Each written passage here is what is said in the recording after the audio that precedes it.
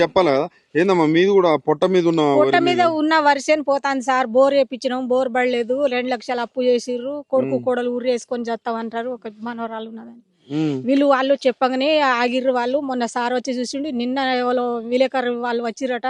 ఇక రోజు వస్తుడు పోవుడే అవుతాను సార్. కానీ మాకు మిగతా ఎవరు చేసేటోళ్ళు నీళ్ళు అస్సలే రావట్లేదు సార్. మొన్న సార్ వచ్చిండట. ఈ రాత్రే నీళ్ళు వదులుతా అన్నాడు. ఈ రాత్రి లేదు. మేడం ఒక్క రోజు కూడా వస్తలేదు సార్. మా ఊళ్ళో చూడడానికి సుధా వస్తలేదు. రేవంత్ రెడ్డి పరిపాలన ఏం పరిపాలన అందరికి అర్థమైతలేదా సార్? మేము చెప్పుడే ఉన్నది మీకు అర్థమైతలేదా? అందరికి అట్లనే ఉన్నది. ఆయన వచ్చి ఇప్పుడు 2 సంవత్సరాలు కావస్తుంది కానీ ఒక పావుల పైసలు పని మాకు ఏం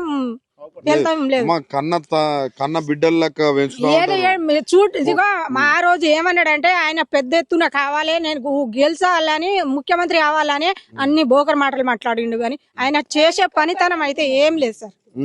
అంటే మీరు ఒక కన్న బిడ్డలా చూసుకుంటారు పంటని.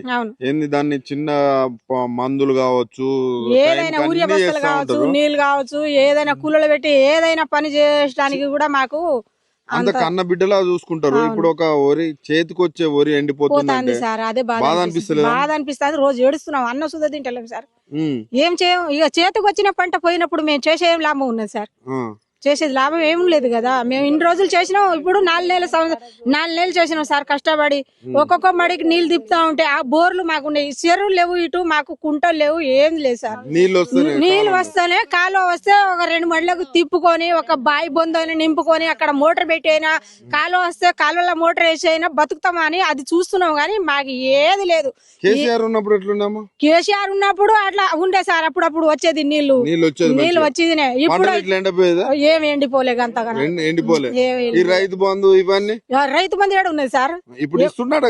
ఇస్తాను సార్. వచ్చి రైతు భరోసా 7,500 మరి ఏది వస్తూనే లేదు మాకు. అసలే లేవా.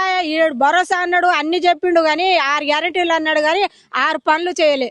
ఏ పని సఖ్యం ఉన్నది మాకు ఏం లేదు. ఆయన ఇచ్చింది మళ్ళీ ఇప్పుడు చెప్పడానికే. వచ్చి ఓటు అడిగితే ఏం చెప్తారమ్మా? మాకు మనసులో ఉన్నదే చెప్తాం అప్పుడు.